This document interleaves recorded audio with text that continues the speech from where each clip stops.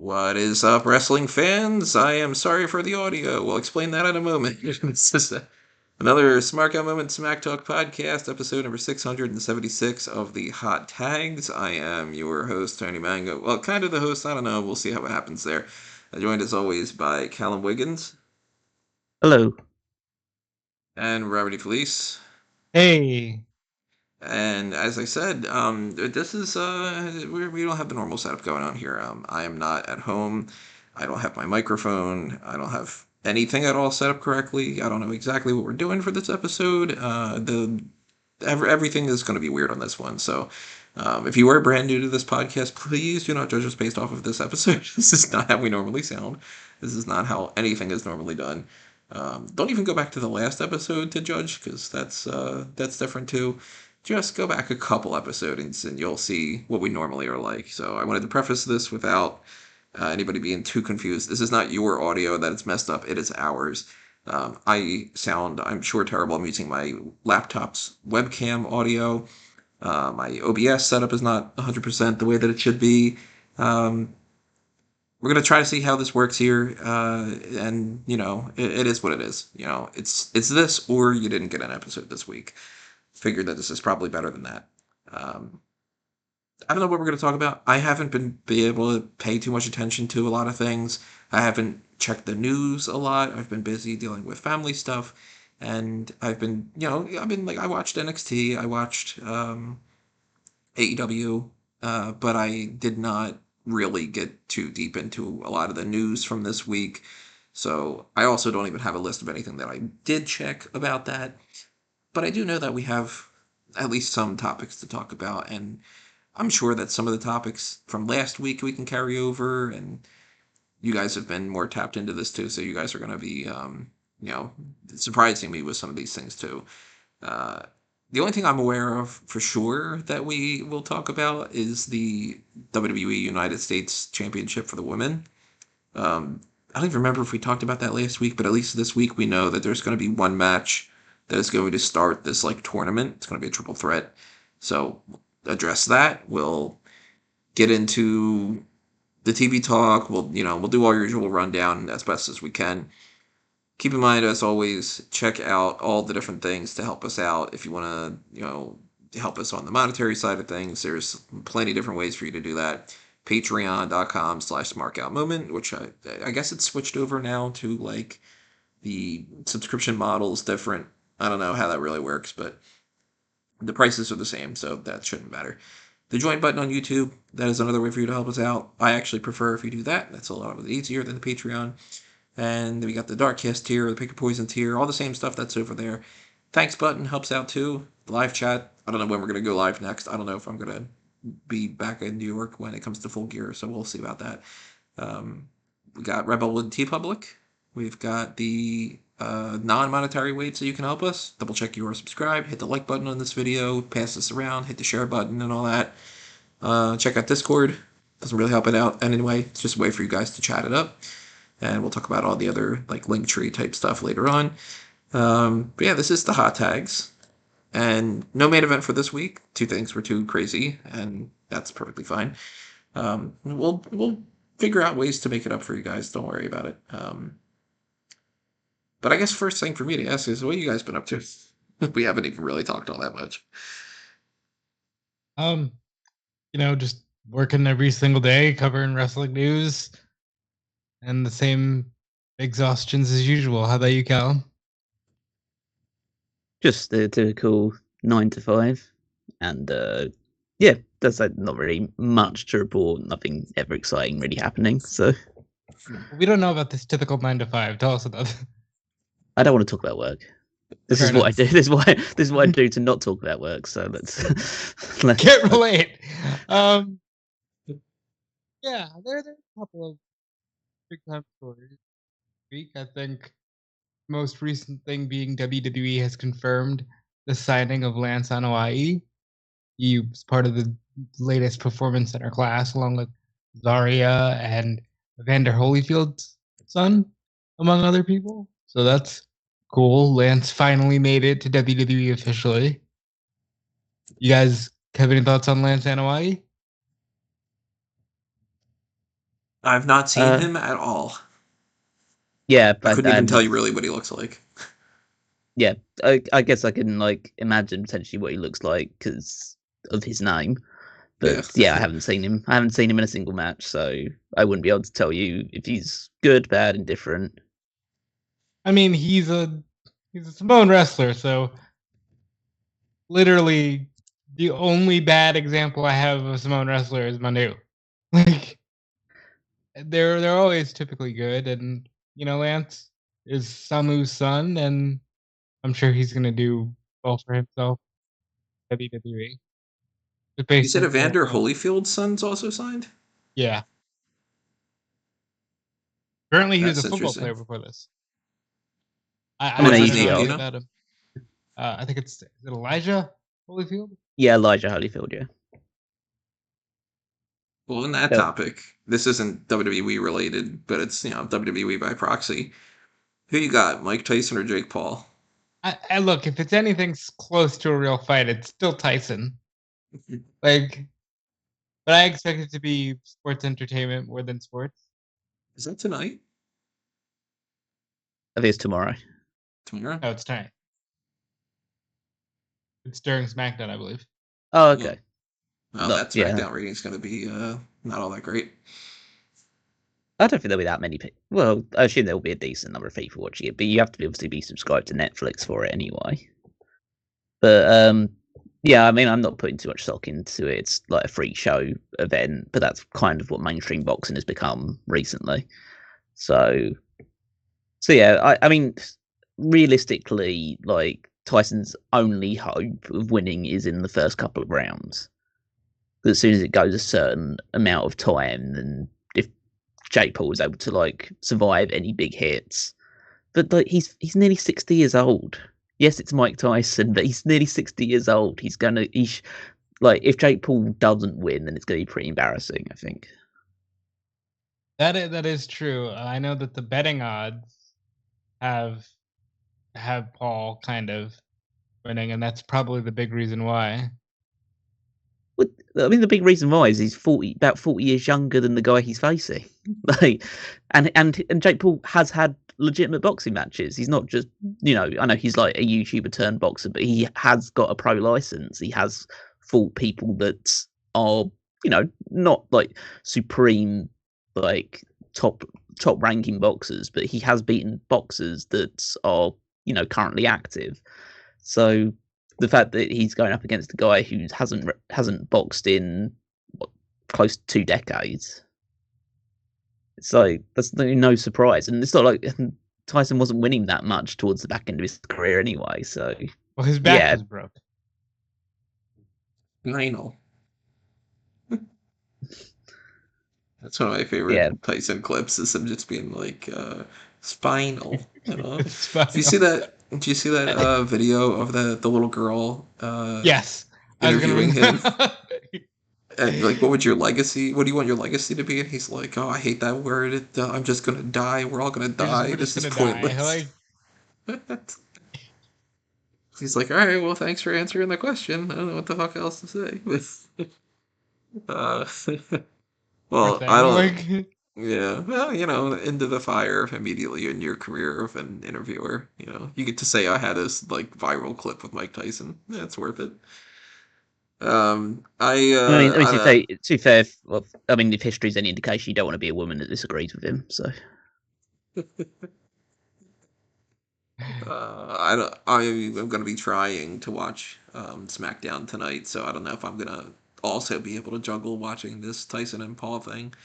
Um, but yeah, I mean, if I get a chance to watch a clip of it or something afterward, that's usually what I end up doing with any kind of boxing or MMA thing. Is I'll watch like a clip on TikTok or something afterward. But at least as long as when TikTok's around before they get rid of it, because that's the thing.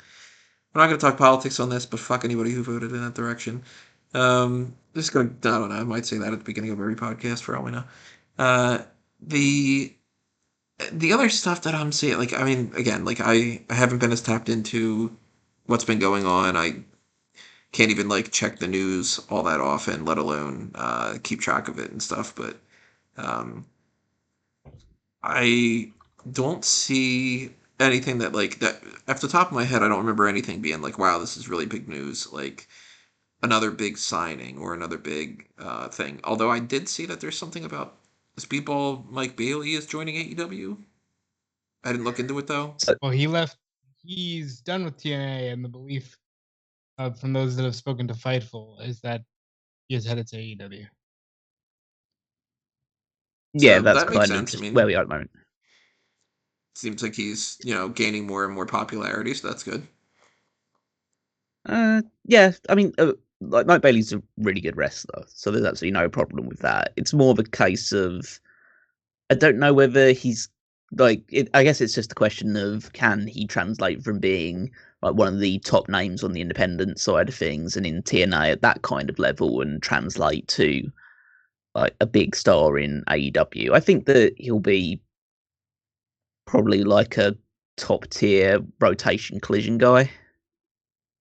But that's kind of where I think the ceiling is for him. I don't see him being like a world title contender or anything like that. Maybe like fighting around the TNT Championship, maybe push up to Continental at some point. But yeah, it'll be interesting to see what because I've always thought like he's very good bell to bell.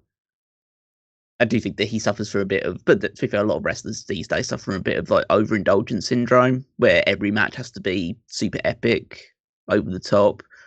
So hopefully, but well, hopefully pares it back a little bit and has good matches with the people that you can have good matches with in AEW. But I don't really see. I think he's got a ceiling to him. But it's a nice addition to have.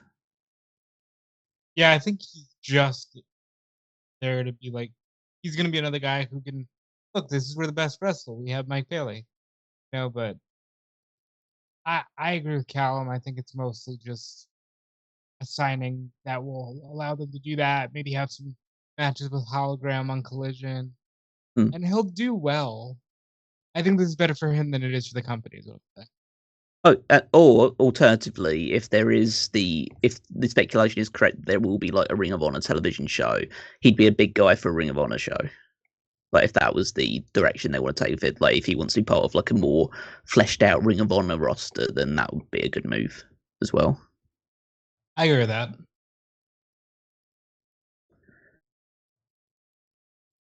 I'm just browsing some new stuff right now. I definitely didn't get a chance to watch this yet, but Britt Baker's in Cobra Kai. That's cool. Yeah, that happened. I think it's this latest season. It might have just dropped today. I don't know. Part two of the season dropped today. I've I think completely lost so. track of when that was supposed to be. I think that's why the stuff came out with Baker because I think it dropped today. Nice. All right. Well, then that's You're the Cobra Kai one here. I haven't. yeah. I mean, I'm sure if everything wasn't as crazy as it is, then I would have been probably already binging it. But that's cool. That's the second WWE or AEW related thing that's been in Cobra Kai. We had the whole Judas thing in one season with Paul Walter Hauser, and I'm He was excited also to just a check that out. wrestler at this. Yeah, and also potentially Mole Man in Fantastic Four. So it's all the nerddom just crossing over. I could Oh, just feel like let's talk about the Rollins Captain America trailer thing, where people thought they saw Rollins in the trailer, and they got a screenshot of something that looks like it's his eyes, and he's just like, "Nope, not me." Now we had yeah heard that that his part was supposed to be cut, but they did film for it, so it could pop up one of these days. yeah that is still I think up in the air as far as like if he is going to be playing one of the Serpent Society or if that has been entirely cut because they definitely are reshuffling a lot of that film and it wouldn't shock me if he was still in the film as like something like that. I didn't see the trailer. I didn't even get a chance to watch that. But I did see a still image of the thing that people think is him, and it looks like Seth Rollins' eyes. It And definitely looks like Seth Rollins. so, based off of, I'm not spoiling anything because I don't even know, But for anybody who is like not tapped into Captain America, whatever, Serpent Society is a group of snake-themed villains. They are predominantly Captain America villains, but they're also like they're in that kind of range where it's like, all right, they're go-to villains to use quite a bit, but they'll never be the headlining act of an entire film.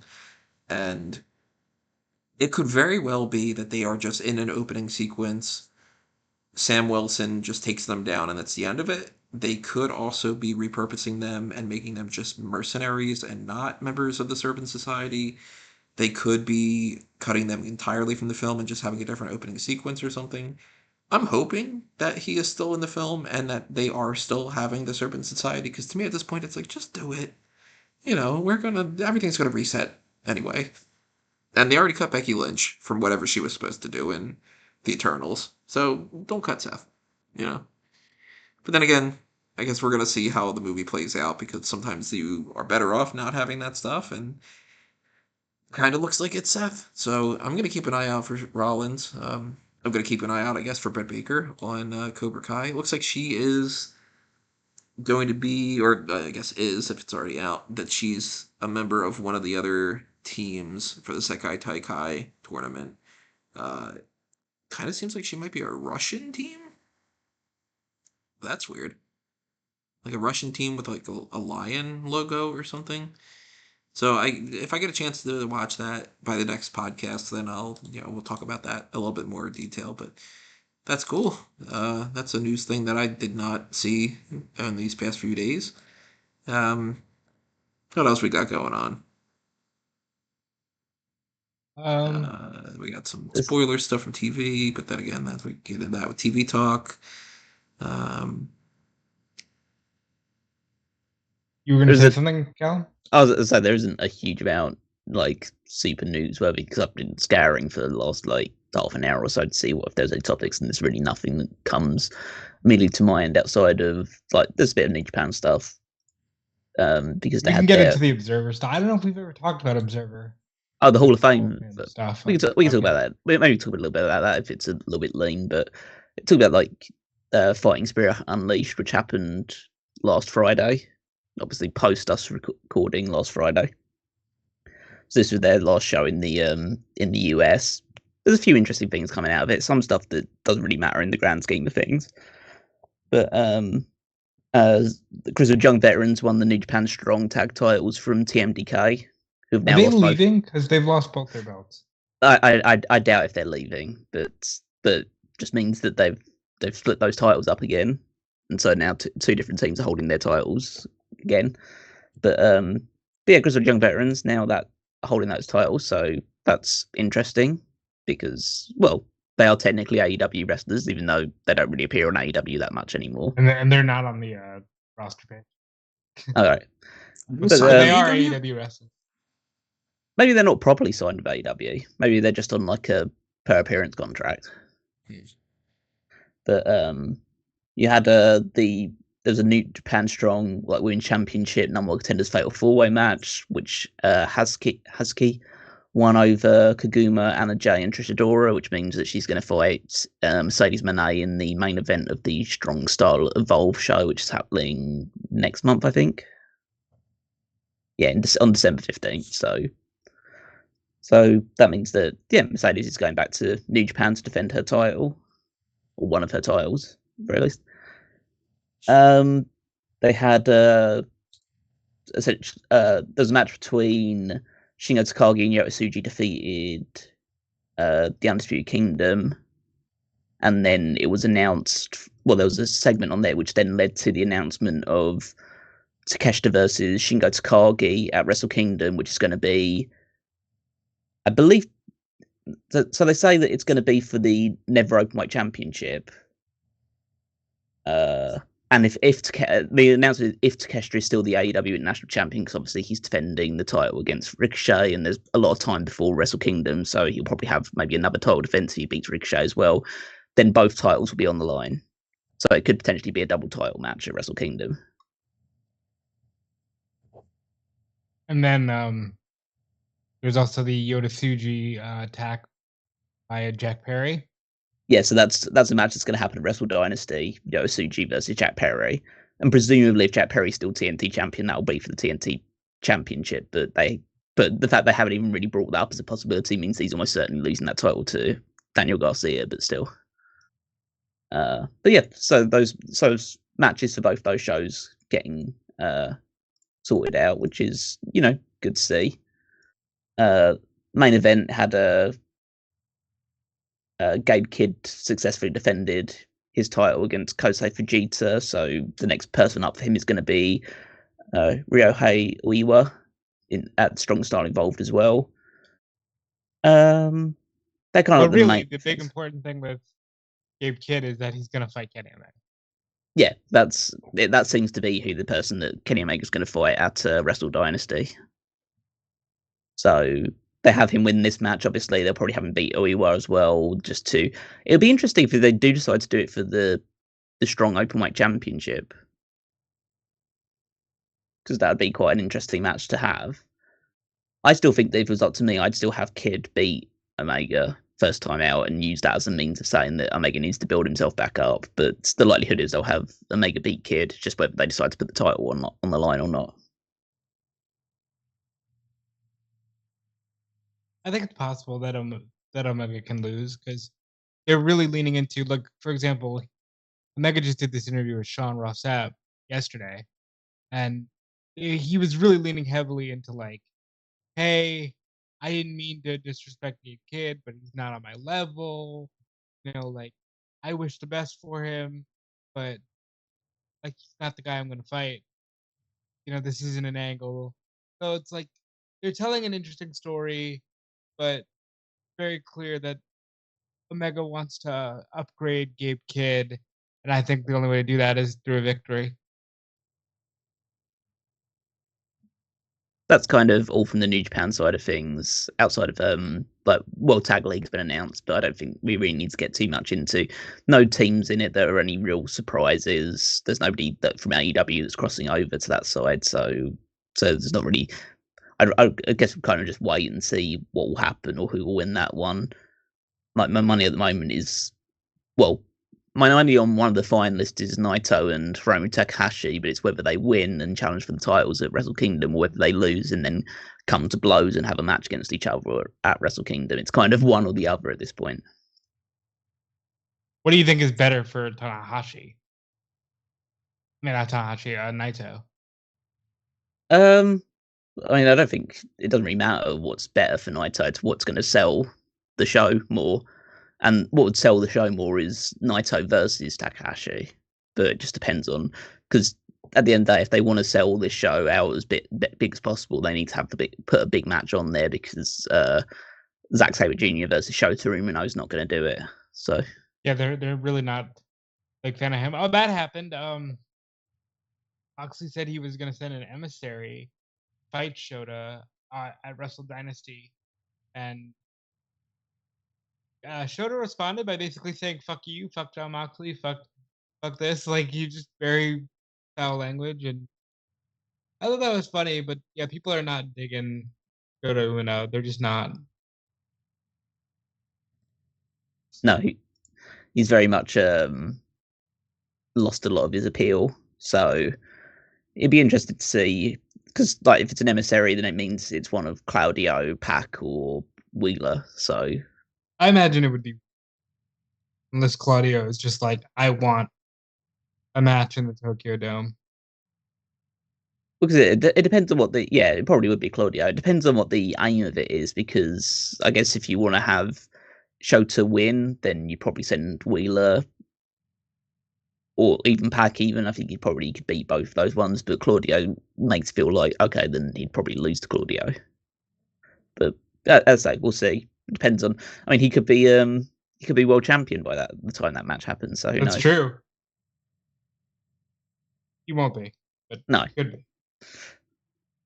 Is there any kind of sense from like the distance of how far that's off, of it just being like, okay, well then let's not bother with anything, since it's not even the end of November yet, and it's like, okay, let's book this show after Wrestle Kingdom? Doesn't it kind of make the next month and a half and Wrestle Kingdom just feel sort of pointless? I mean, not really. I mean, they're not putting like loads of great. Well, they're putting good matches on setting up there's Wrestle Dynasty, but like Wrestle Kingdom's still Wrestle Kingdom, and this period between now and Wrestle Kingdom is always a lull period because this is when you do the World Tag League and like pretty much not every singles match, but most singles matches has been set up already for Wrestle Kingdom, or most of the big like top level matches. The only one that hasn't been set up has been like what are Naito and Hiromu going to do, but that's purely based on the fact they're both on the World Tag League. So we won't know what the full card is going to be probably for another like month or so. So right now it's just about what does World Tag League create and what storylines come out of that, and that'll just fill out the rest of the card. And then everyone else will just find themselves in opening matches that don't really mean that much at all. But that's just how New Japan operate, really. So yeah, and I mean, it's kind of different from WWE in that way. Like WWE, when Mania season hits, that's when things pick up. But like as Callum said, this is more of like a lull period of like let's just get to January, and then things will pick up again. I'm still browsing to see about any other news things that is happening. A lot of it seems like it's pretty pointless. Of course, most outlets, and Rob knows this in full, are just this is what this person said on a podcast, and it ends up being like it's not really worth talking about. But like Cody Rhodes is still, I guess, the #1 merchandise mover in WWE, so that's good. Which is cool, especially with Roman back, I guess. Yeah.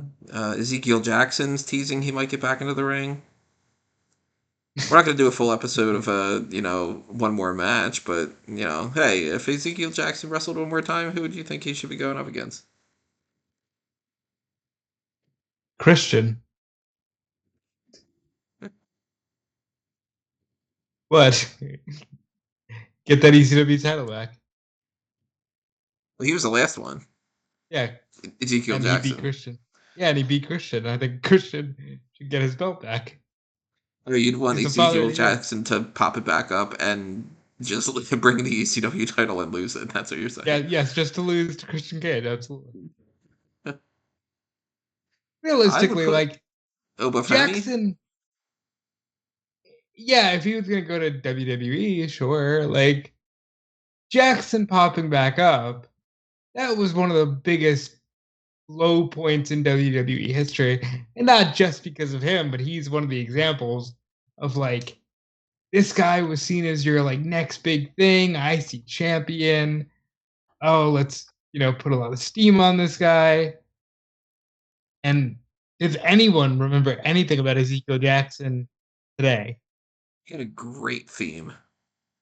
I love his theme song, absolutely. This here's what you call domination. That was a great theme. I thought that Ezekiel Jackson he was one of those guys where it was like, all right, you've got like, I don't know, like 2 elements, if not 3 elements of what you need to succeed, but then the rest of them are just missing. Like, clearly he was not the best in the ring. He didn't have like great presence, but man, he had a good look to him. He looked powerful as all hell. Like, there was presence. So if I was going to sacrifice him to Obafemi, I think that'd be the best way. I just don't think it would be anything.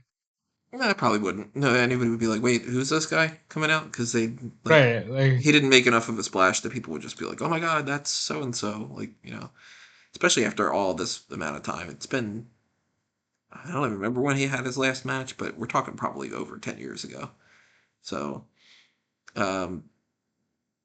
that's one of those little things that I saw. I see Kurt Angle saying that he wants to go for a Rocky feel for his biopic. I didn't even know that there was a biopic for him in the works, but okay, cool. He's gonna do a 2-parter. So the first part's gonna be all about the like Olympic stuff, and the second part's gonna be the pro wrestling stuff. Pretty cool, I think. I'd watch it. What the hell? Why not? There's plenty of people that I don't think deserve a biopic that have it, and there's plenty of people that I think deserve a biopic and don't. And I've seen good ones, I've seen bad ones. Where does Kurt Angle fall on that list? Where's what? Where does Kurt Angle fall on that list? I don't know if I would be like I don't know if I'd really be like, okay, we gotta shop this around and get that going. But as a pro wrestling fan, yeah, I'd watch it. I think I don't. Iron Claw has changed my opinion on some things because, look, as long as you can tell the story in a very entertaining way that is also as accurate as can be, I say go for it. Wrestlers are characters, and they have a lot of good stories to tell. I see. We've got what's his face? Matt Riddle talking about how Bobby Lashley and Brock Lesnar would beat the crap out of him if they actually did fight. At least he's self-aware. Yeah, I don't have much Uh, to say about Riddle. I covered that interview. It's like he fell off so hard that it's almost crazy to think just 2 years ago he was one of the top baby faces in WWE. he had a lot of potential. If he wouldn't have screwed it up, maybe he would have He been also champion by now. had a lot of demons too, Yeah. and just stupidity. Primo and Epico popped up on NWA Power. Okay. Yeah, What have they I been up think to? they started in the August or September tapings. But yeah, they definitely popped up.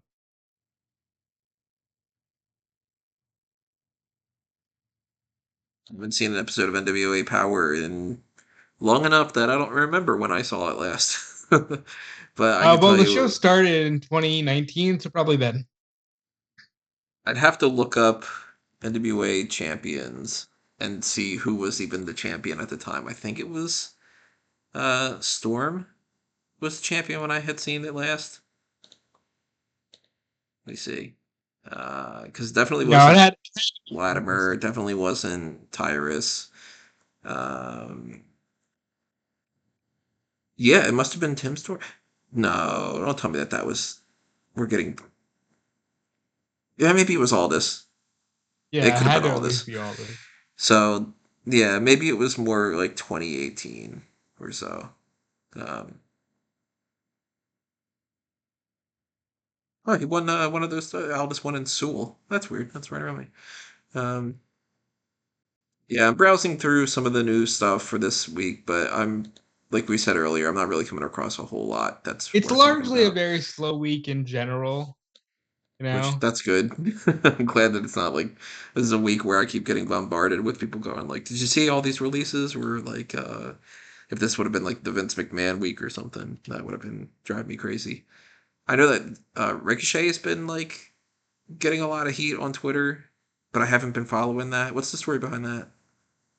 Um, if he is, it's probably just because like him and Samantha are, speaking back to the people who want to be ignorant to people on the internet. Like I wouldn't engage personally, but I can't fault them for being like, yeah, I'm tired of dealing with this shit. But I can't say for sure what the actual cause is because I've spent less time on Twitter this week than any other week for a long time, and it feels good. I tell you, you guys. I don't want to say everybody joined Blue Sky because then the bad people joined Blue Sky, but Blue Sky is working out pretty well. I can't get into it partially because I never really loved Twitter to begin with, but also Blue Sky just doesn't have any like integration any like right now. Like I can't even connect it to if this then that. I can't like get a whole lot of people to follow and do all that stuff and see But much like of a purpose. over a million people have, like millions of people are joining that site by the day now, so Yeah. that's changing.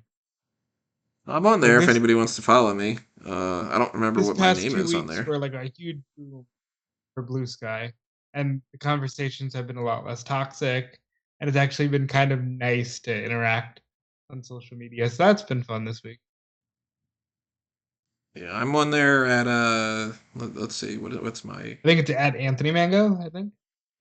yeah, and I the last tweet was a deliberate auto tweet of main event results from September 23rd. So that goes to show how I'm on there.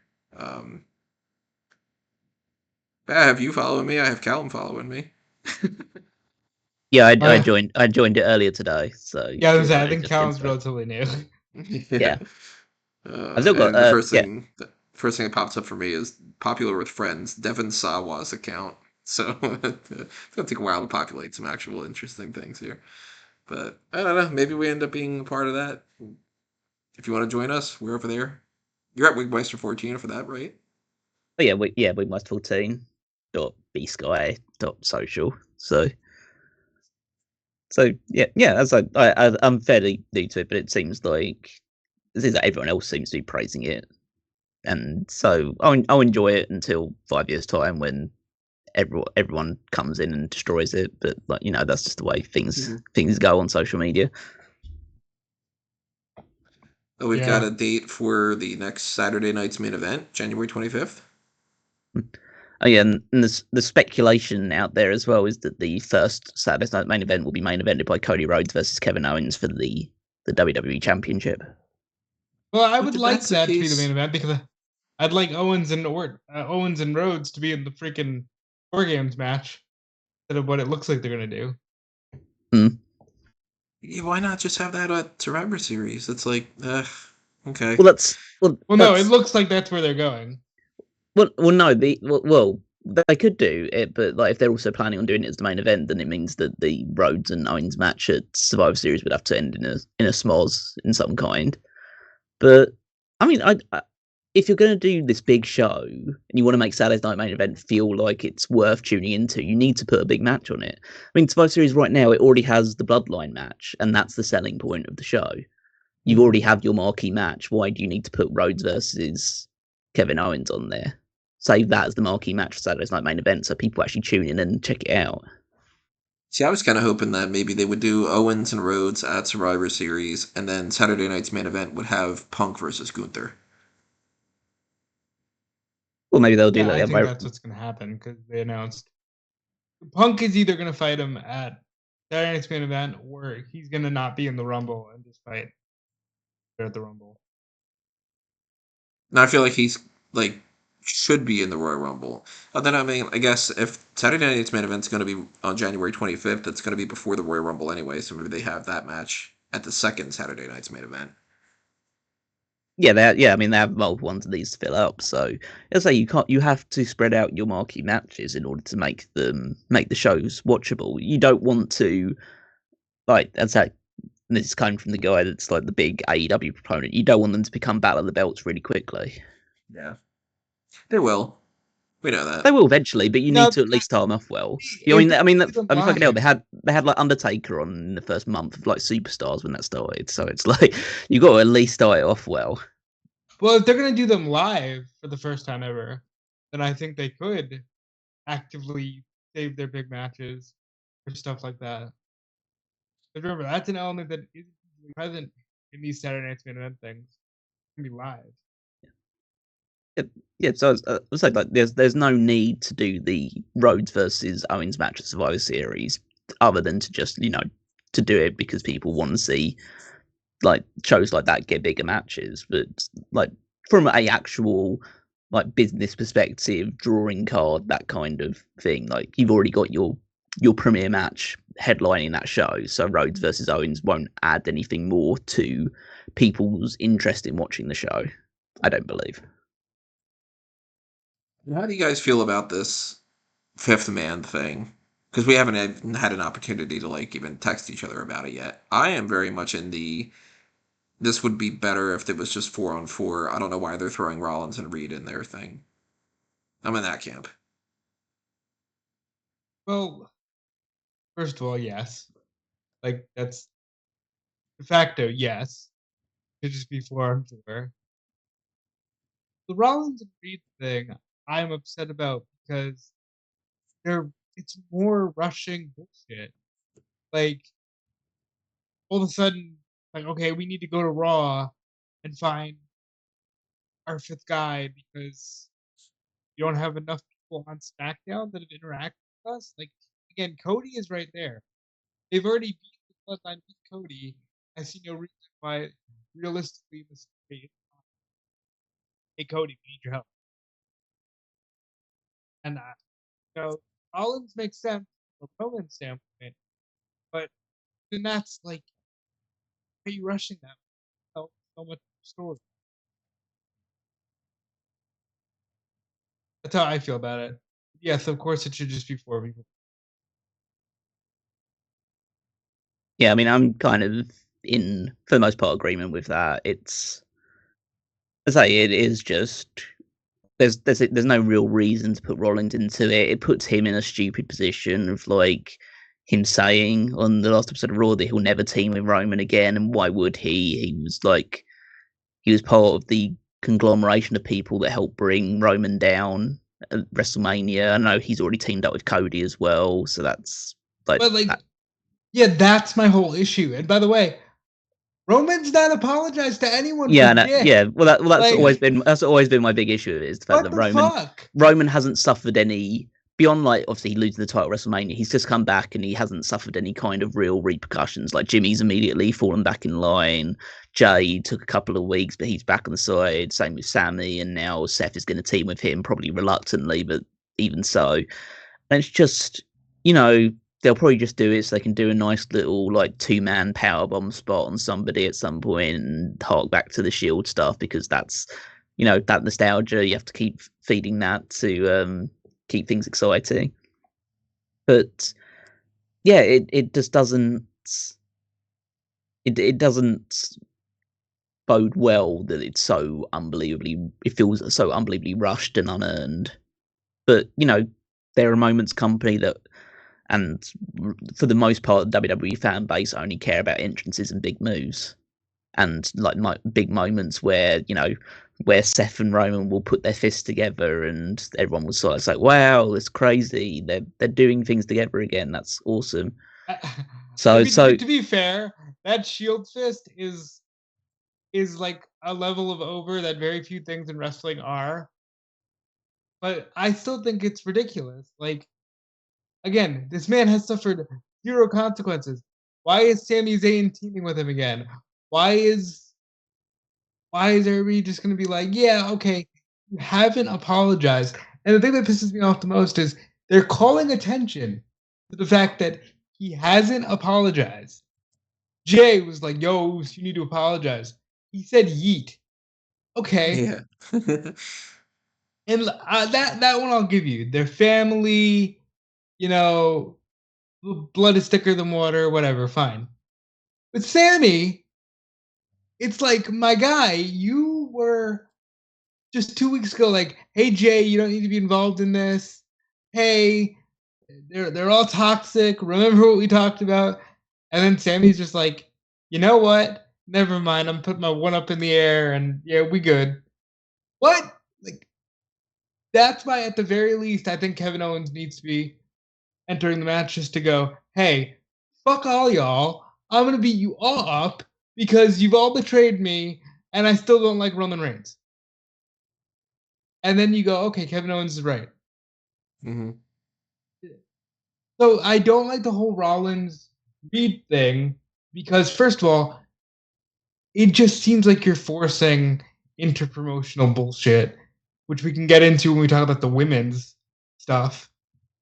And second of all, Rollins and Roman is a money angle that can be built to a WrestleMania main event.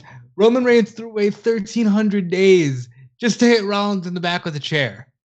Like, that is a money angle of years and years of trauma. Like, you can tell stories with that. And you're just going to be, nah, I'll do the WarGames match just so we can, get some moments like Callum said. I hate it. Hate it. This is especially weird. Like, I don't think that Owens being on Team Bloodline makes any sense at all. But if you've established that Cody is willing to work with Roman, and Cody isn't yet booked on the card, it should at least be Cody, you know?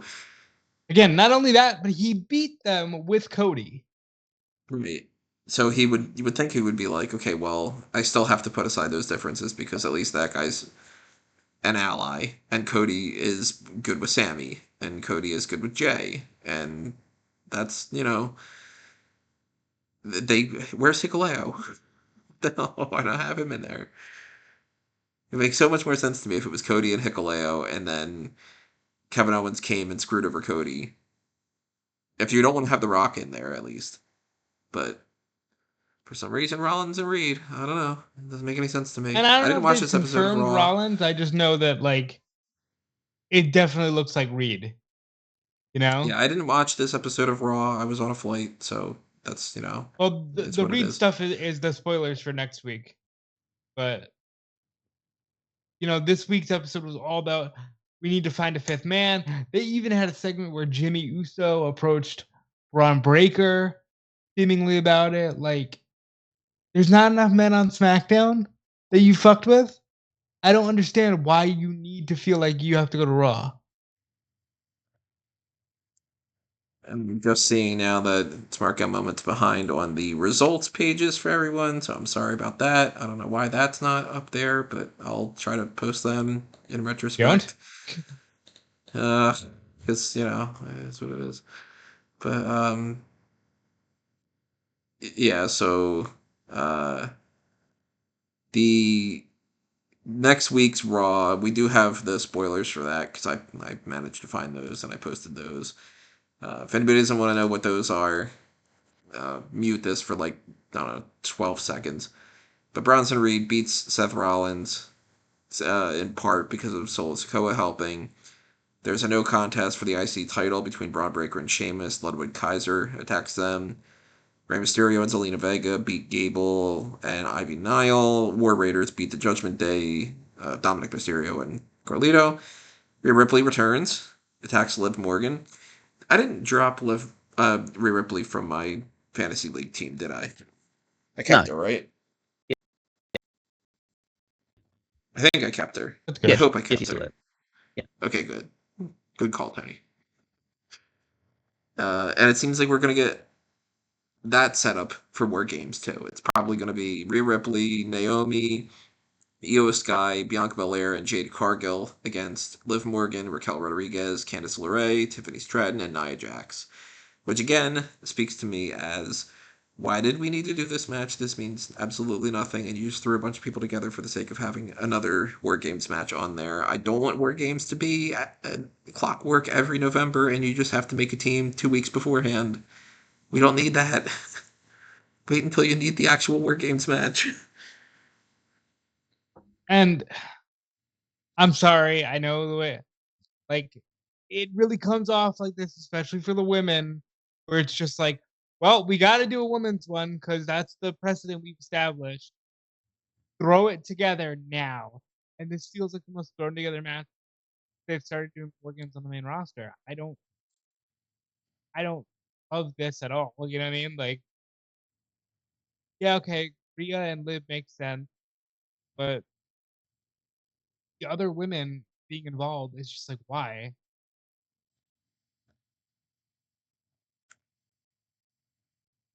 But people do go nuts for it, so I can't say too much. Yeah, I mean, you've got to have that spot of Io Sky jumping off the top of the cage with a trash can on her head. It seems like that's just a go-to every time, right? Yeah.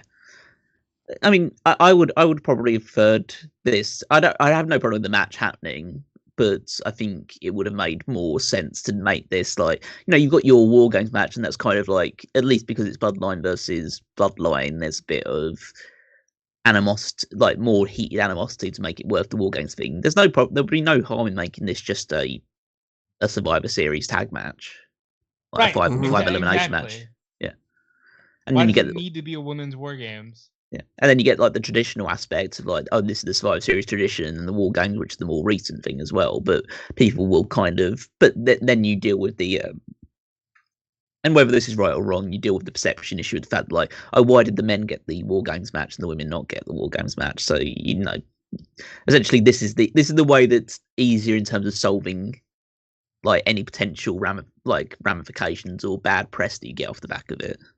I mean, you still get bad press, or you should still get bad press by how absolutely rushed this feels, but it saves you the thing of any kind of backlash on that regard. It's just a shame that ends up being what it is, because you know that it's not for any reason other than that. Yeah, it's well, we've established that they can be in WarGames. So now we need to put the women in WarGames every year.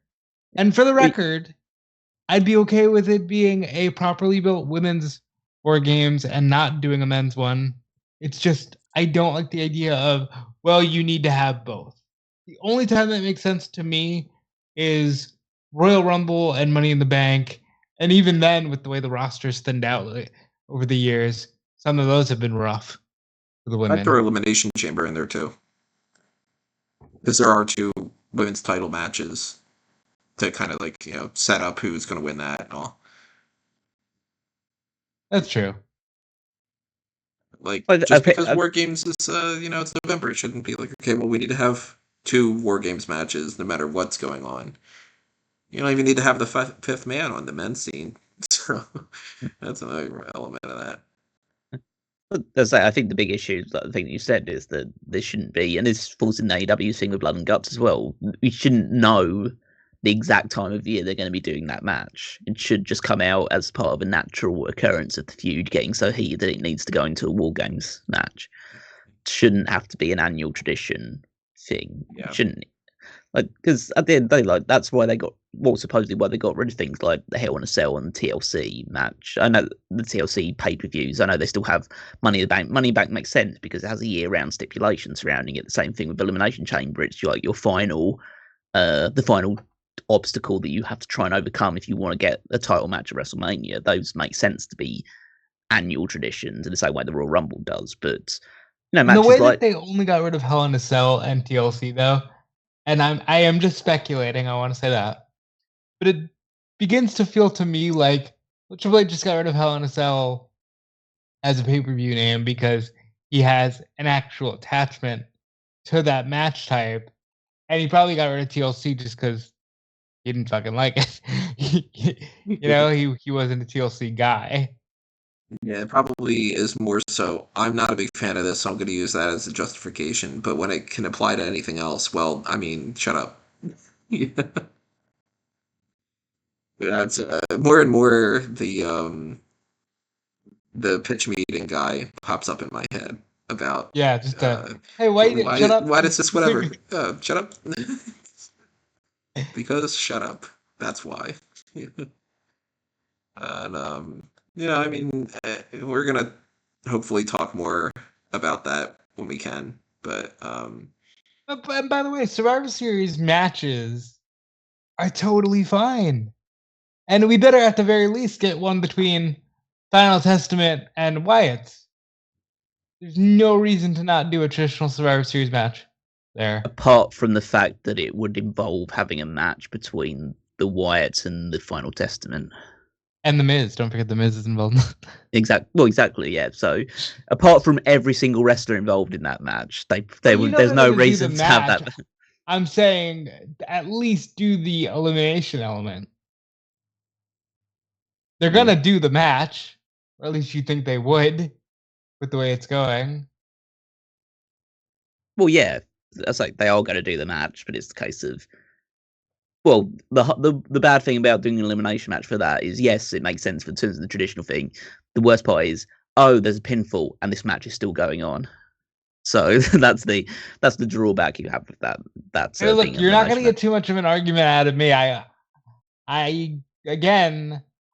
feel like the Wyatt 6 thing, they linger too much, and they just want you to feel like the spooky parts are the cool parts, but the bell has to ring. And the fact of the matter is, for whatever has been said on this podcast in the past about Bray Wyatt, at least when the bell rang, dude could go, especially early iteration Bray Wyatt. When the bell rang, match is going to be all right. I haven't gotten that with Wyatt 6 yet. Yeah. I've kind of had a similar reaction to Tony's one. I hope that match is still going to be all right. Yeah. I'd probably count on examples. In terms of one-on-one matches, I'd probably count on one hand the amount of good to great matches Bray Wyatt had. So, but right now, that's most of them be better. Yeah, and most of them involve Daniel Bryan. So, and weapons. Yeah. Well, right now, that's more than you could say for any member of the Wyatt 6. All I could say for certain is that none of those matches involved Randy Orton. No, they didn't. No, Okay, for- look, yeah. that I'll give had- you. I'm an optimist, but I'm a realist. They had whatever the opposite of chemistry is. Yeah, what would be the opposite of that? Just It's like oil and I don't know, water; so they like just don't mix. Yeah. yeah. Yeah, that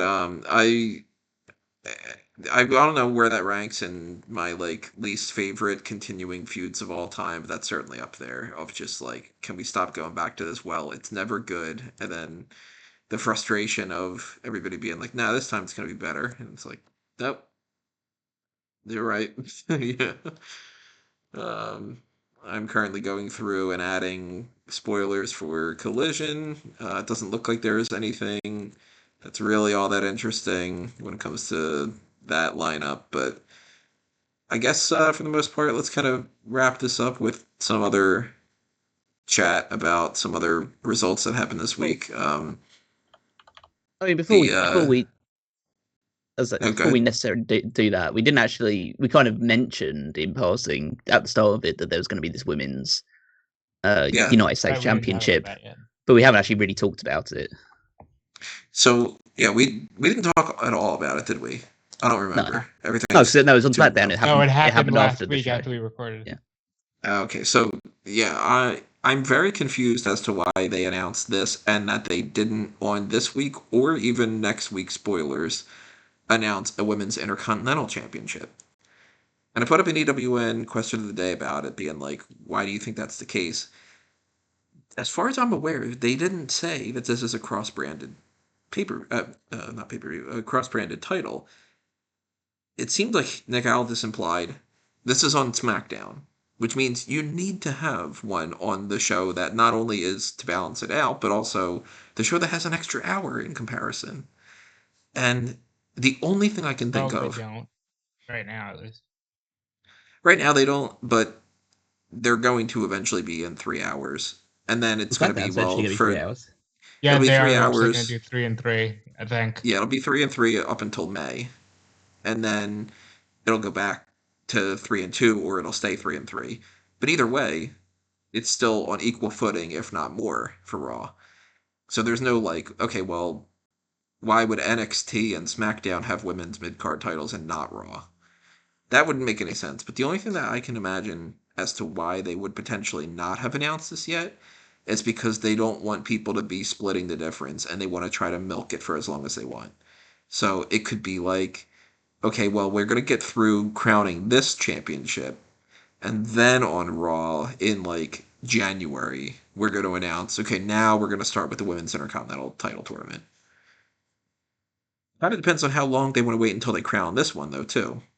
And it could also be that they plan on having the finals be wrapped into like Saturday night's main event or something. That could work.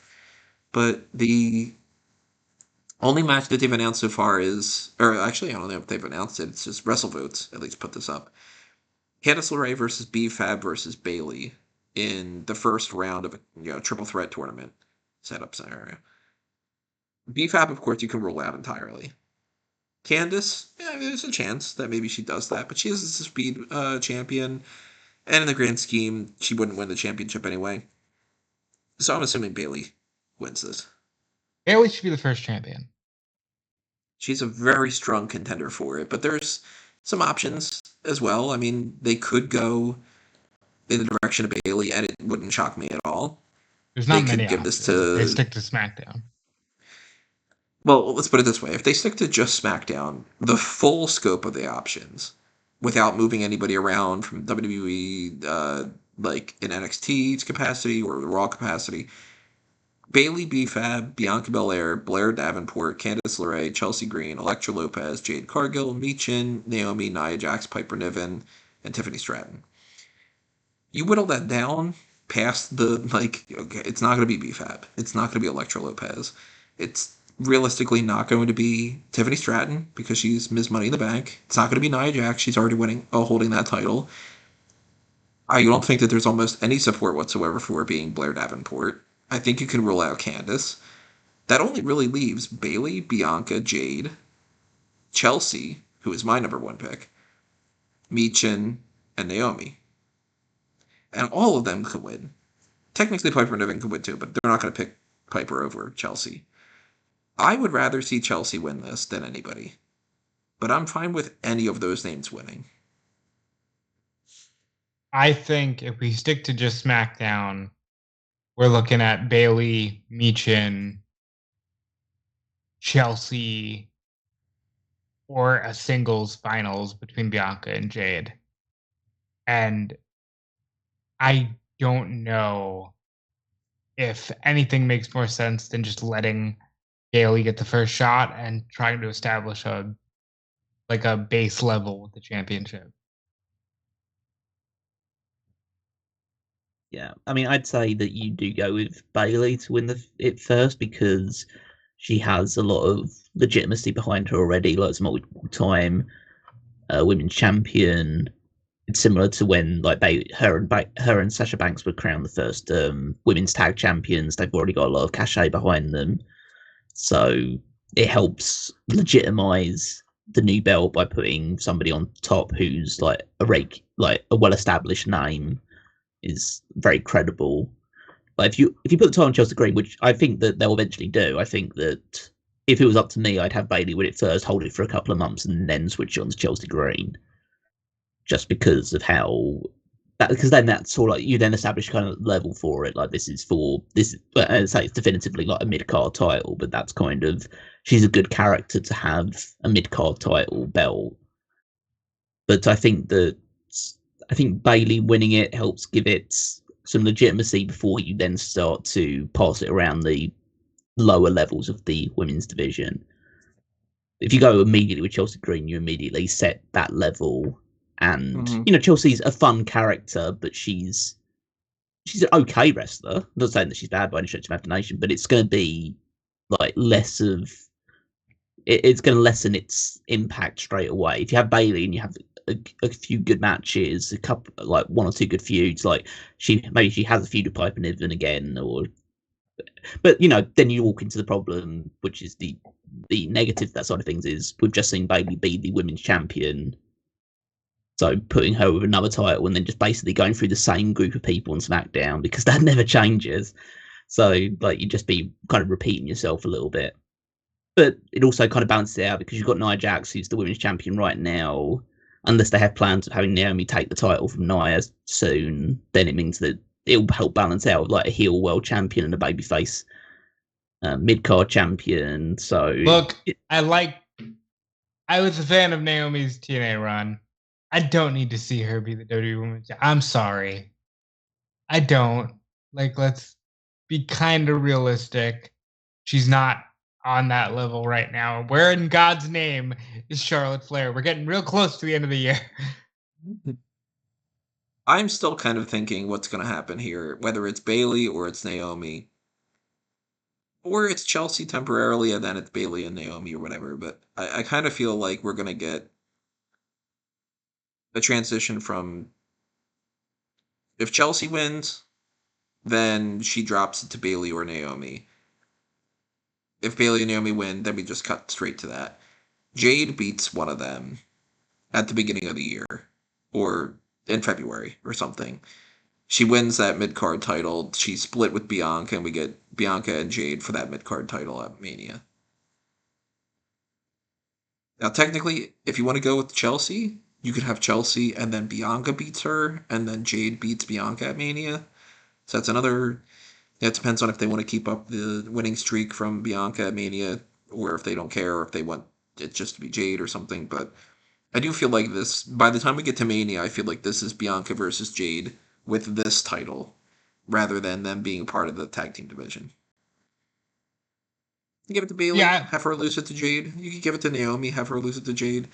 It's about the same to me. Yeah, I would do, if you're going to do Bianca and Jade, I do that as I do their first match as like a friendly competition-ish kind of match, and you do that at like a Saturday Night's Main Event. And then one turns on the other if you want to continue the feud into Mania. I'm still totally thinking Bianca is going to be in one of the women's main events. but you never know. I can't see them putting Bianca in any match at Mania other than with Jade, either as a tag team or against each other. I don't think we're getting Bianca versus Rhea, for instance. That's another story that seems like it's more and more confirmed that Becky will be back by Netflix. You confused me for a second. I was gonna say, what the fuck does that mean? I forgot Raw is going to Netflix, which, you know, is a good move, and that just means that like Mania will be loaded, and we're getting back to that same pattern of like, yeah, Mania is about to be super loaded, but there's still dozens and dozens and hundreds of shows outside of that one weekend. You know, like I don't like this thing where everything is just, all right, you put all your chips in on Mania, and then we pull about 75 of those chips out for the rest of the year, and we have to lie to you and tell you this 25% matters just as much as that other 75%. I just don't like that. You know, like, because, like, for example, if Liv Morgan isn't, and I know we're all over the Liv Morgan thing, but she's been at or near the top of the card long enough that if she just ends up getting a throwaway match at Mania that isn't one of the title matches, that's gonna kind of suck. Like, you relied on her all year. I put her in the IC title match. If that exists. Yeah, I mean, I'm just assuming that it does, but like, make her challenge for the IC title against I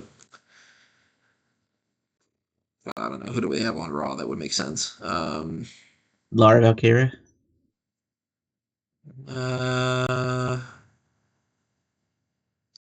He's not screw wrong. It, do a four-way. Do Liv, Lyra, and maybe Kiana's back at that point. You can push her and like, yeah, I don't know. Yeah, you didn't do a good job at selling me on the idea that this isn't still a huge slap down from Liv being in the top picture for the majority of the year. That's if we don't just end up getting Judgment Day versus Wyatt's as well. Yeah, I imagine that would probably be. I imagine that'll be the feud going into WrestleMania by that point. You'll have Raquel and Liv, and you'll have maybe Liz. I can actually say Alexa, and it's not going to get my Echo Dot to do that. Alexa. Alexa Bliss maybe is a part of that, and Nikki Cross, and it's like the two women there, then the men on that side, or if they haven't already split up and stuff, because they're already teasing the whole Dominic Mysterio and Finn Balor are having issues. I mean, to be fair, the whole history of the Judgment Day has been a history of them feeling like they're going to split up at any point in time. Yeah, ever since it was formed, it's like they've always been at odds with each other pretty much the entire time. But yeah, I mean, I think that it is crazy to think that Liv Morgan's been like women's world champion for half a year, pretty much. Like, and she feels like she's done nothing other than just feud with Rhea Ripley. And that is, but yeah, say like if she loses it, then she probably should she'd be a good choice to be like the first women's Intercontinental title champion or whatever they decide to do with that, because again, she has the legitimacy of being a former world champion, and it keeps her somewhat like involved in the title scene. I mean, the best thing about these new women's mid-card titles is the fact that they should, at least in theory, provide a good gateway for people coming up from NXT. Into, okay, you can start off there. You don't have to immediately go shooting up to the world title or being part of some meaningless feud with just somebody on the roster that just doesn't really matter in the grand scheme of things. You can immediately start gunning for the stepping stone title before you get to the top level. So that's the real kind of advantage of having these championships. The problem with right now is the rosters, because we're 6 months removed from the brand split or the draft, essentially. The rosters already feel so stale that putting the title on whoever now is just going to feel like, okay, you're just going to be fighting the same people that you've been fighting all year regardless. So.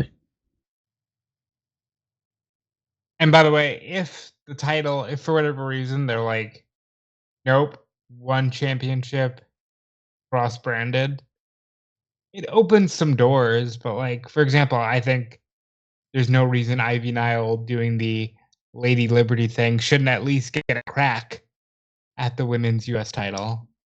That would open the door for Lyra, as Callum had mentioned, and it does provide more options, but we need to see how that's actually going to shake out. But right now, I just think it's totally Bailey. It's totally Bailey. We'll see what they do in a few hours. They might announce something else that gets in the way of that. They might announce something that makes it blatantly obvious that that's exactly where they're going, and that there's no other chance of anything else happening. But yeah, so I got basically just NXT and Dynamite stuff for us to talk about. At least on NXT, we know some people that qualified for the Iron Survivor Challenge matches. Wesley did for the men, as did Javon Evans. And we know that Sol Ruka beat Cora Jade. They That are was going weird to to me. have. Yeah, I thought that both of them would potentially be in there, but if not, that it would be Cora more than Sol Ruka. But I'm okay with that. They are setting up a few other ones going forward, like Jada Parker is going to be in a match. Zarya is going to be in a match. I forget. Yeah, they set up the other four: Zarya, Jada, Julia, and Stephanie. And then you've got on the men's side, you've got even like Nathan Fraser is going to be in a qualifying match. So that, of course, puts more tension between him and Axiom. The tag team division is sort of up in the air, but they did a weird thing where Josh Briggs popped back up. It's been a while since we've seen him.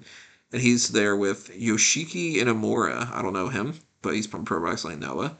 And they're going to try to do a tag team thing with them. So, yeah, maybe they go in that direction. It could be interesting. I'm always interested to see somebody I've never seen before. Can't say too much positive when it came to the Nikita Lyons and Adriana Rizzo thing. Oh, I've seen so many. I saw so many tweets about this before I decided to give I Twitter did as a well. miss, The main tweets I saw were specifically just directed at Nikita. I mean, Yeah.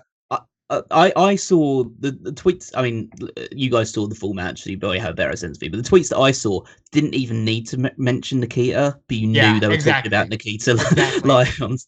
Like that is just so obvious. Like just seeing some of the highlights, it's like she just can't move. She's just like, and to be fair, it's not surprising. She's destroyed both her legs in the course of the last couple of years. She is, it's just, she was, when she first came in, like she was, green as grass, but you saw the potential of her coming in. But she's been so unfortunate with injuries, and it's just the point of she's just like not mobile enough to really to do this sustainably. Yeah, look, I haven't seen a single bad thing said about Rizzo. The match was what it was. What else do I need to say outside of what you've seen? Nikita has trouble. And I think like Rizzo's a fine character. The voice will get me every time because it's just so fake. But I think she's a fine character in a group of completely fine characters that are hilariously out of place in a wrestling environment.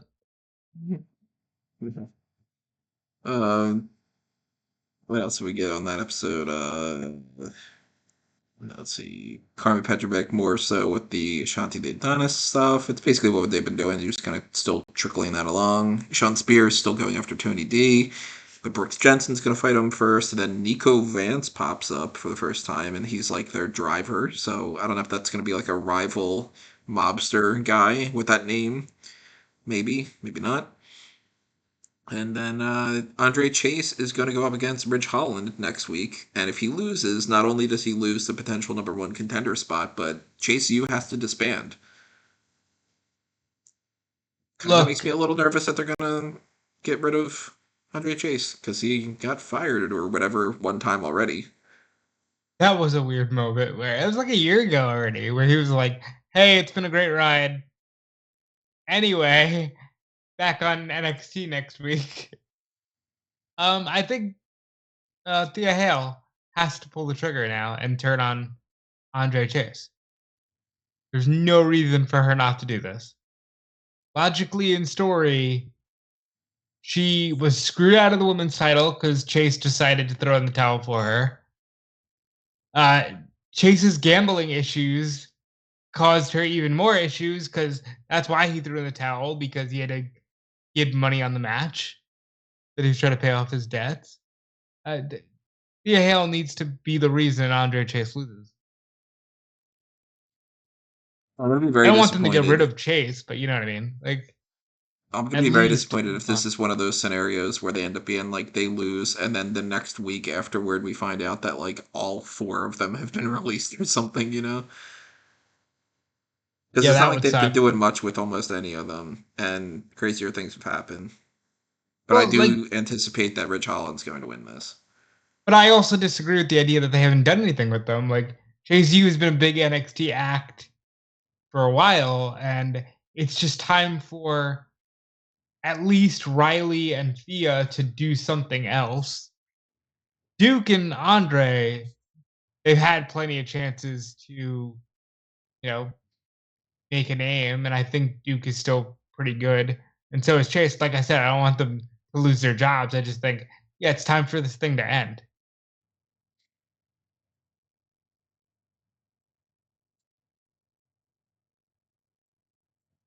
So moving on to Dynamite, final thing that we're going to talk about here. I missed a little bit of it, so I can't speak about what happened prior to the Britt Baker match. Other than just the results itself, I saw that like Roderick Strong beat Lance Archer and Konosuke Takeshita beat Adam Cole, so we're gonna get Strong versus MJF, but not Adam Cole in the mix. Yeah, I thought that was the route they were going to go down as soon as like the Takeshita match was announced with Adam Cole. It was just a case of, okay, they're going to have MJF beat Roderick Strong at Full Gear, and then you'll get the Adam Cole versus MJF match at World's End instead. So that makes sense. It also makes sense to give MJF a win on like a fairly convincing win on pay-per-view before he has the match with Adam Cole. So Was it World's End where they did the reveal? yeah, so it will make sense in that regards to like. What a quick year. I mean, I think the Adam Cole Takeshita match was the best match Cole's had since he came back. That's not really too difficult when you're facing Takeshita. But also, they cut back on the melodrama significantly. Yeah, I mean, it was fairly short as well, comparatively. So, I mean, the match between Strong and Archer in the Falls Count Anywhere match was fairly short as well. I think most of the matches on this show were like sprints, really, outside of the main event, really.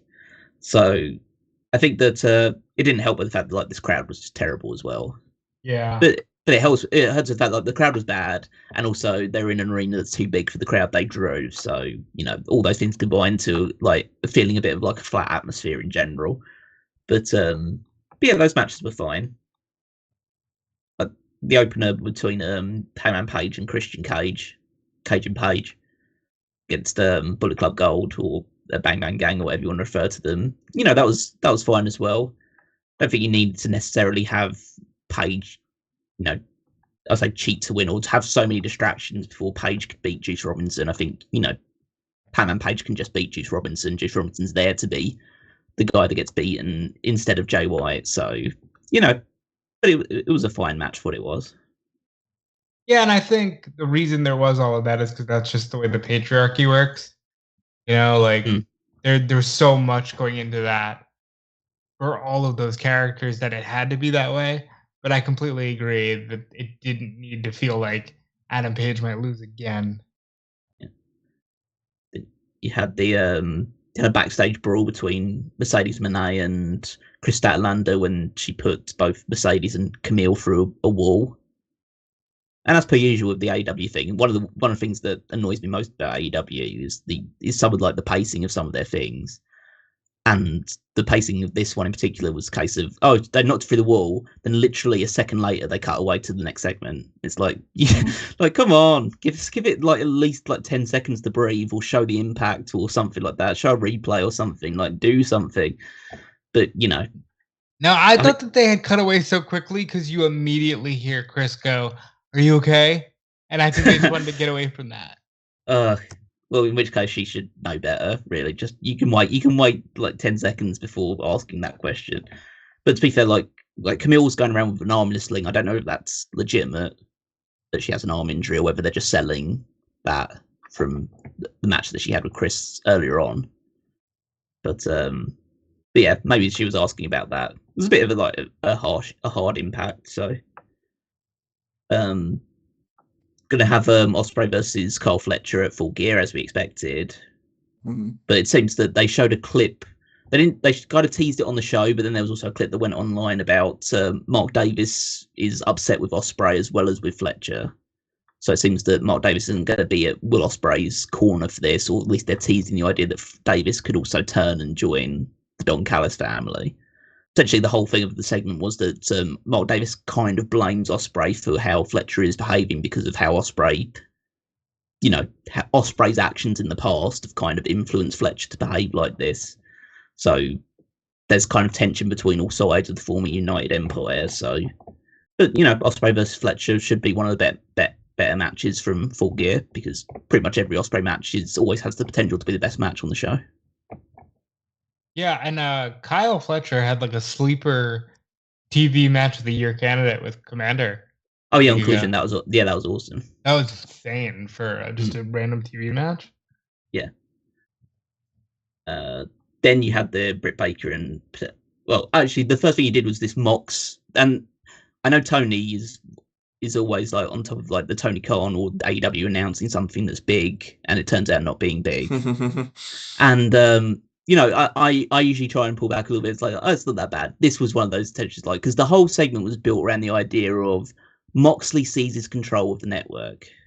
But okay. That was the whole. That's how they promoted it. That's how they promoted what's going to happen. First of all, why the fuck would you promote that someone is about to take over your network? Like, surely you'd want to put measures in place to stop that happening in the first place. But once you've decided to announce that being the case, then what Moxley's takeover of the network is that he beats up JD Drake, that the Death Riders beat up JD Drake, and then he comes out and cuts the same promo that he's cut for the last 2 or 3 weeks. Yeah, I mean, and there's a way to do this where Moxley does actually just seize control of the show, at least, and you started at the beginning of the show if you're going to do it like that. They did not. And another thing, and look, yes, Callum, it's just a logo, blah, blah, blah. I get it. But TBS hasn't called itself the Superstation in fucking 20, 25 years.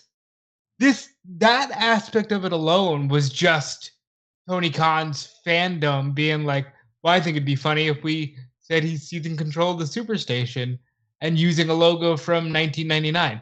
I don't know why they did that. Like, I don't know why anything like of this was presented as it was. All you had to do was say, Mox is going to wreck shit. Like they've been doing the past few weeks. Nobody's safe. But seizing control of the whole network and then using a tagline and logo for the network that nobody born in the year 2000 and beyond would even resonate with was just very strange. Shout out to my friend Dane. He sent me a text message of just Hulk Hogan slamming Andre the Giant, Undertaker tossing Mankind off Hell in a Cell, CM Punk's pipe bomb, and now Moxley seizing the TBS Superstation. Yeah, that was it. Yeah. It didn't live up to any kind of the billing that they put towards it, but to its defense, and something that was very good, was Claudio Castagnoli swinging Darby Allin into that garage door. That was great, and I think they're having a match on Dynamite next week. So they are. They should be having a no DQ match on the pay-per-view just for fun, so Claudio could swing Darby into more dangerous items. That was so much fun to watch, and for everybody's credit, the players in the segment did their part very well. Orange Cassidy sounded confident. Wheeler Yuta is still torn. All that worked. It's just stop overhyping everything. Please. Then, so after that segment, you got your And this was an example of like your token women's match for the evening in Britt Baker beating Penelope Ford. As I say, I don't usually try and do that because I try and think they in a lot of places they have doing better with the women's division, but this was just your typical example of okay, it's 9:30, let's put the women out there. And I don't think it was that late at that point, but it was just 9:30. felt okay. So it just felt like completely like nothing. Britt Baker just beat Penelope Ford pretty quickly, and then Serena Deeb came out, and then there's this clip that's going that happened on the show, and it's the one that's been circulating the most out of this match is Serena Deeb coming out to essentially like intimidate Britt Baker, and then there's just a clip of Britt Baker fully on screen just saying 4 times nobody cares, just looking at Serena Deeb on the stage, so nobody cares, just to be fair. And I know what you're going to say. Yes, nobody cares. But still, like, what had they been building to this? Why was she out there? Well, Britt's been out on TV, off of TV for a couple of weeks because she was meant to have that match with Nightingale. Oh right, and then she got hurt. Right. Well, she'd suffering from like strep throat or something, and so she didn't make TV for a little while. But I think before that, they were building a Serena Deeb and Britt Baker match. So this is just the rebirth of it. But I think that again, it just adds kind of more fuel to this Britt Baker issue, which essentially is yes, I know that it's not like the sexiest storyline or the idea of like, oh, there's not a lot of meat to this story, but you can't just go out there and say that nobody cares when your opponent comes out, because like then if you don't care about it and you're projecting the fact that you don't care about it, why should anyone watching care about it? So I know it's not going to change things. I know it's a little thing in the grand scheme of things, but just at least try and look like you're invested in what you're doing. Or if you do, or like you're not invested in what you're doing, then I guess I don't really know what to tell you other than the fact that like just see out your contract and leave. Probably is the best thing for it, because she doesn't give off the impression of someone who's really enjoying going into work at the moment. So I made a comment to the person I was watching with that I was like, okay, look, and I know she's got underground health issues, but even that aside, the fall off of the idea of Britt Baker is really hitting hard right now. Like, because like Charlotte's been out for a year on WWE, but when she comes back, it's still going to be like, oh shit, Charlotte, right? I don't feel like anybody feels like that about Britt Baker right now, and that's really crazy. Also, this whole segment felt like it was out of 2020. The fact that it was Baker versus Penelope, and then you get Deeb coming out, which is good to see them using those women, but also you also have Britt Baker saying nobody cares. So what do you got? Then the backstage segment that followed it to promote a match that took place on Collision between Mia Shirakawa and Harley Cameron, which essentially just those two shaking their tits at each other. Yeah, we're gonna go tit for tit. All right. When I was watching that, I was just kind of like, okay, I don't know what to type here, but at least I'm not doing coverage. I would have just had to be like, how many puns can I throw in there? Great segment. Very titillating. Yeah. Yeah. They know they're yeah, they were just milking it for the audience, but that's like yeah. But I can think of a couple well-rounded reasons why they had that segment. But that's like that's neither here nor there as well. I just needed to get that off my chest. I know we haven't gone a great deal into the Collision spoilers because there's not much about it, but we might as well, again, hands to your ears if you don't want to hear it. But as expected, Mariah May successfully defends the title against Anna Jay at Collision, and so she retains the championship. And then she does a celebration with Mina Shirakawa, and they've announced that at Full Gear, the segment involving the Women's Championship is going to be a champagne celebration. They're finally going to fucking do the celebration that they used, the week after she won the belt at All In? Yeah, but my bigger issue, and I don't know whether see it as a bigger issue or not, it probably should be, is the fact is what the absolute fucking fuck are we doing with this women's division right now? Like, it looks like we were about to step forward, and now we're taking one massive step backwards by, instead of having, a women's championship match at your pay-per-view, we're now just doing this segment, which presumably is going to be the return of Toni Storm. That's presumably what's going to happen in this segment. But at least have her defend the title against somebody or build someone up. Why do you need to waste time with this sort of segment? Just have her face Mina. Well, I guess the whole story is that because Mina has been the go-between between Mariah and Toni Storm, that she's going to be caught in the middle between those two, and they're going to do this thing. It's obviously it's still going to be for the title, and they'll have that match at World's End. But the whole storyline will revolve around, what side is Mina going to choose? So that's also going to be very titillating. But that's the driving force of this story. It won't be the driving force. Won't really even be the championship. The driving force will be which side is Mina going to choose. So that's. Look, I think I've said this from the minute that Mercedes won the belt. They should have flipped the stories.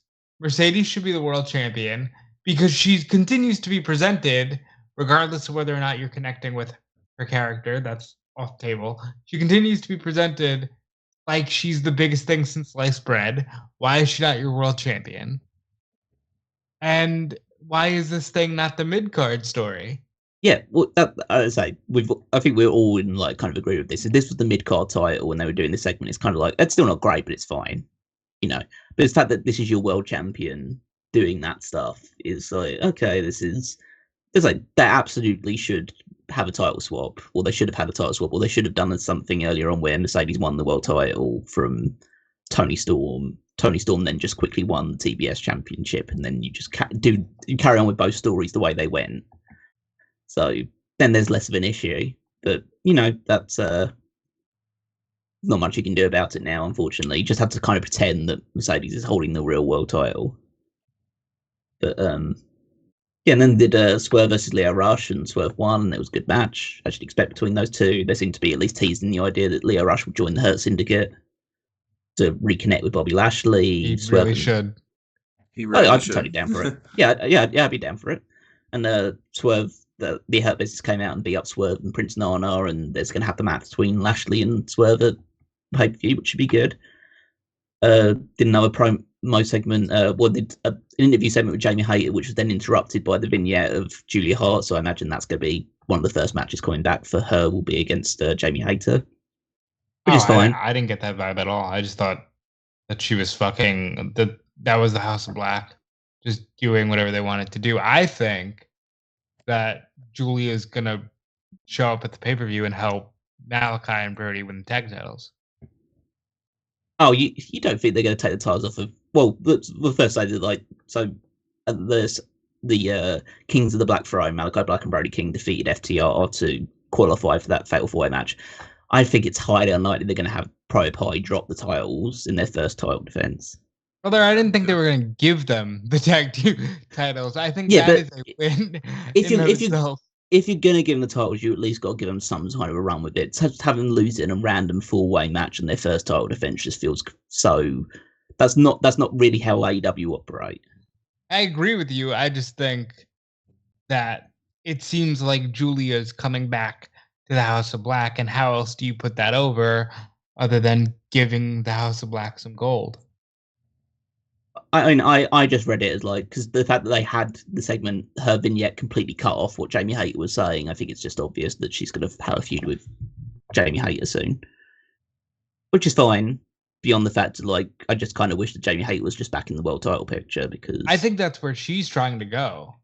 Yeah, that's exactly where she's trying to go, but they keep putting obstacles in front of her, which is fine if that's the story, but... Eventually, you do have to get there, because I'm not super into the idea of just going back to Toni Storm versus Mariah May. I'd kind of want someone, even though someone who's held the title recently, it's still someone different. I think that the women's division was never stronger with AEW the women's division in AEW is strongest when you have guys. Well, like Willow Nightingale and Chris Statlander and Jamie Hayter on top because they're the better wrestlers. And they'll have the better matches typically. So just holding her off and just putting her in these middling feuds with Saraya and Penelope Ford and now into Julia Hart, it just feels like, okay, can we just get on with it a little bit? I understand you want to delay it a little bit, and I know that the Tony and Mariah thing is your big focus right now, but I think people kind of you kind of lost a lot of the momentum that Hayter had upon returning, and people are excited for her to come back after like being over a year out injured. Like now, she just feels like, okay, she's just there now, rather than, okay, let's kick on with her and give her some good stuff to do. So yeah, it was an okay episode of Dynamite. It was pretty middling by their standards. We'll have the go home shows next week and get to talk about the Full Gear predictions. And the card's shaping up to be pretty good. I mean, it's an AEW pay-per-view. It's probably going to be good. It's probably going to be good at very least. So I agree. I just updated, as we've been talking, I updated the website with a very generic breakdown of me being like, I didn't update anything from Full Gear beforehand, so now it's got at least the lineup with like very quick thoughts. But we will talk about that a little bit next week. Again, I don't know what the recording schedule and everything is going to be. I don't know if I'm going to be on a predictions post for Full Gear, and if I am, if it's going to be this setup or different. I'm assuming that that's probably going to be the case, and then we'll see about everything else. It's kind of a, fly by the seat of the pants type of situation. So, hopefully, at least when it comes to this audio and everything, that it's not too bad for these next couple episodes. Sorry about that again, everybody.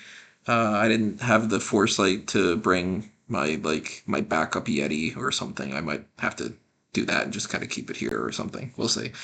But You're fine. It sounds fine. Relax. I mean, the idea of relaxing at this point in my life is pretty much gone. But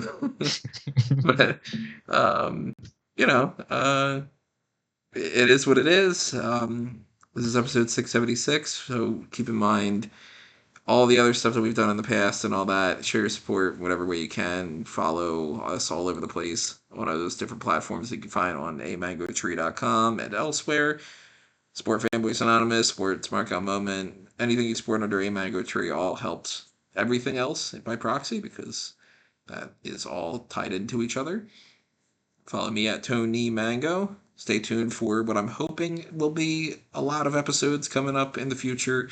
At the very least, I do know that I'm going to pump out quite a bit of Darkcast content over the course of the very beginning of December in whatever fashion I need to. So stay tuned for that.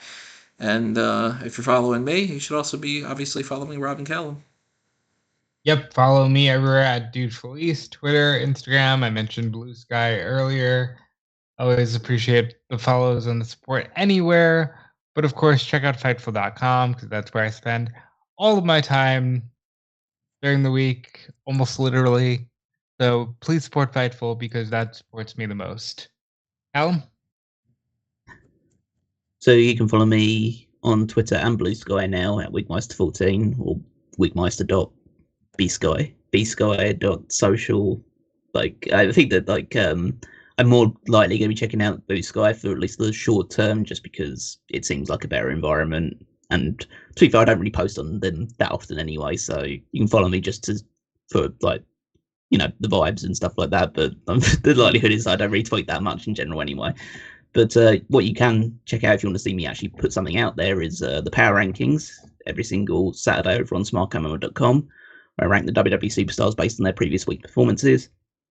And then while you're there, you can also check out the Fantasy League and see the updated teams and the updated scores, see how all of us are doing, both through Smark at the moment and at WWEFantasyLeague.com, see how our teams are doing as we advance towards Survivor Series, which will be the next big stopping point, the next big changes to the teams and the updated rankings and more points available because of the more higher profile matches. Yeah, so just check out there to see how all our teams are doing.